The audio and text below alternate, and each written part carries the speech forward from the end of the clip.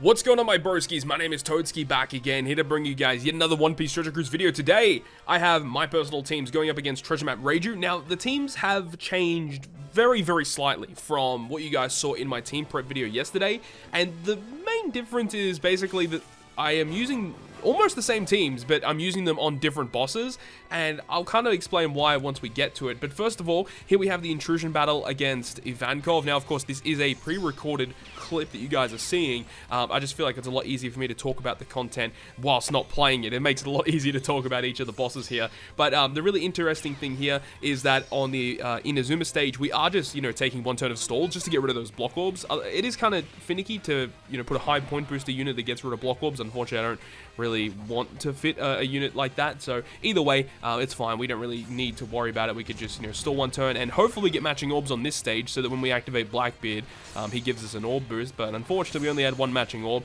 I think later on down the line that the Inazuma stage is going to get a little bit tricky, but I don't really know how much of this treasure map I'm actually going to be personally farming, but either way, the really key thing here, as you guys would have seen at the team, I did show my support effects this time around, guys. I really hope you guys enjoy that. But I am using a pretty awesome support in Bobbin right there, because anytime we're inflicted with attack down, Bobbin will give the character that he supports and adjacent orbs into matching. And then also, by utilizing V2 Legend Kuzan attached to Smoker, whenever we use a damage dealing or health cutting special, he enables our character to get a beneficial slot, and then adjacent orbs also become matching. So just with support effects alone, we get a full board of matching orbs, and with all of our specials active, we can take down Ivankov pretty easily. But then we move on to the first of the Battle Rush bosses, which is after Ivankov here, which is going to be against Caesar Clown. Now, this is where the big change comes, because the two teams against Bonnie and Caesar are going to be swapped here. And the main reason for it is because the fact that Zoro just does like a bunch of damage with his special, like that's the really big thing there. And it just makes the Caesar boss fight like way easier. And I was using Carrot initially against Caesar Clown, but with Carrot's high multiplier and being able to bypass barriers and damage threshold, it kind of just makes sense just to use Carrot against Bonnie instead. But either way, here's the team that we're using against Caesar Clown. Now, to be honest, Shanks could just be taken out on this team. He is totally not required.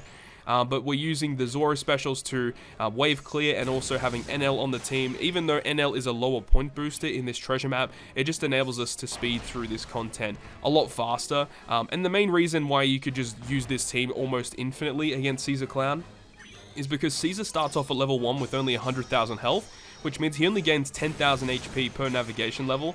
So, obviously with some very simple maths, you can tell that, even on a very high navigation level, Caesar Clown is not going to be an issue, which is great. But now we're going to be moving on to my secondary team against Bonnie, which, as I mentioned, is going to now have Carrot as our main captain here.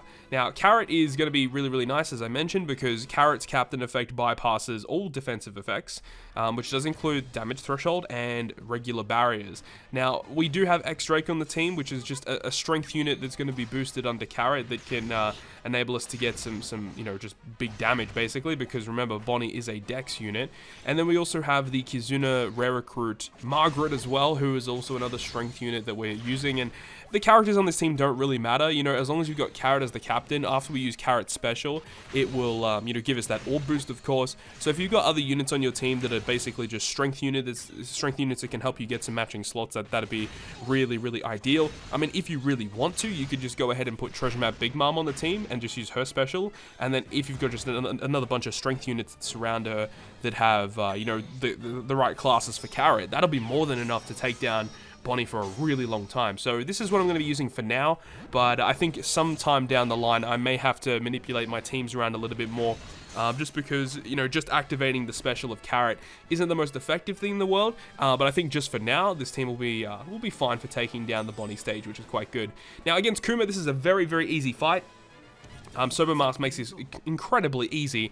Now, one thing to note as well is we are using the free-to-play Gecko Moria that just came out recently. He's very good because he does remove attack down and he removes paralysis, which is exactly what we need to get around on this stage.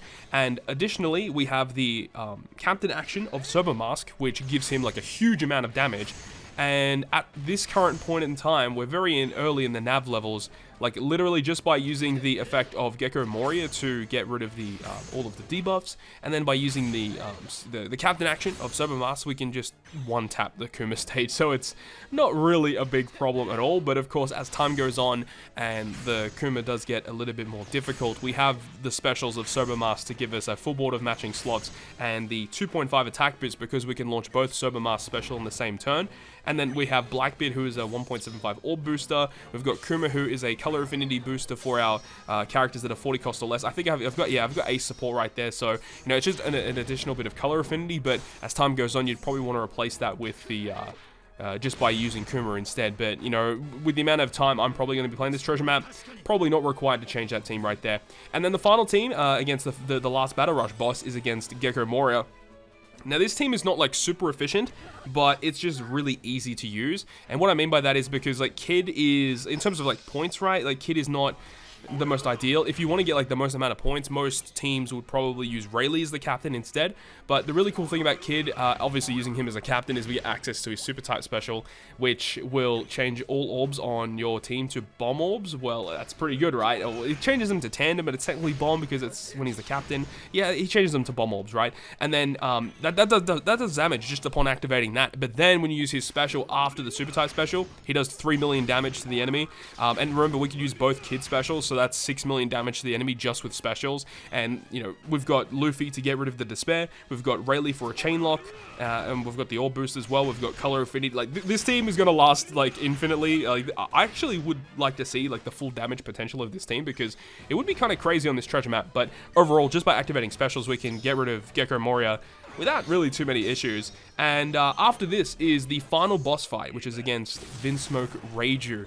Now, against that fight, also we are using a very, very key support unit on our team, which is Rare Recruit Treble.